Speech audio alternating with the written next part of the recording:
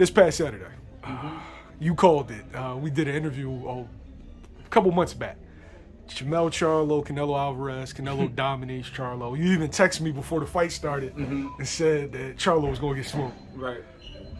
What did you see leading up to this fight that let you know that that would be the outcome? I mean, it's so. Number one, it's the obvious. Charlo has never seen anything like a Canelo Alvarez. Canelo's been in the ring with legends. You know what I mean? He fought Triple G. He fought Floyd Mayweather. You know, that's not. You don't forget that type of stuff. He's been in the ring with Kovalev. Like, he's been in the ring with some great fighters. Charlo is a good fighter in his own right, but he's never seen anything like a Canelo Alvarez. And there's nothing that Charlo could present, which you saw, that Canelo would have to worry about. He's nowhere near one of the hardest punchers he's ever fought, as you could see in that fight. And number one, he was coming up in weight. So the one thing that is normally the X factor when Charlo fights is his dog. The fact that he's, you know, in certain instances he's a bully, he's a big puncher. Canelo didn't have to worry about that, not one bit. And he most certainly can't box with Canelo, as you could see. Like, so it's like reality just set in for me.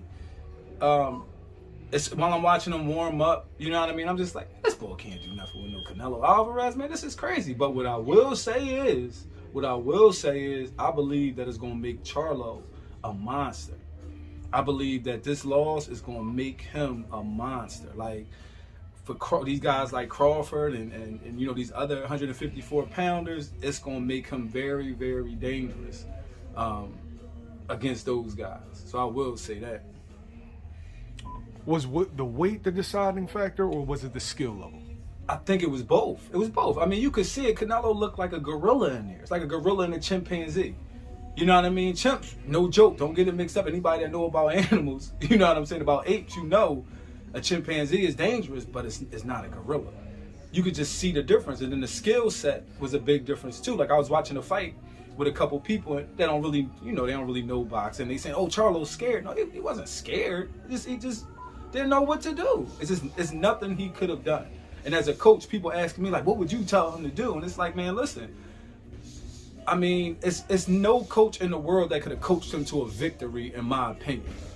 You know what I mean? I'm pretty sure there's guys out here who may be a little brash or a little narcissistic and say, well, if I'd have coached him, he could have did this. Nah, I don't think it's a coach, you know, out here in the world that could have coached him to a victory against that Canelo Alvarez. That was in shape, that was focused, that was ready.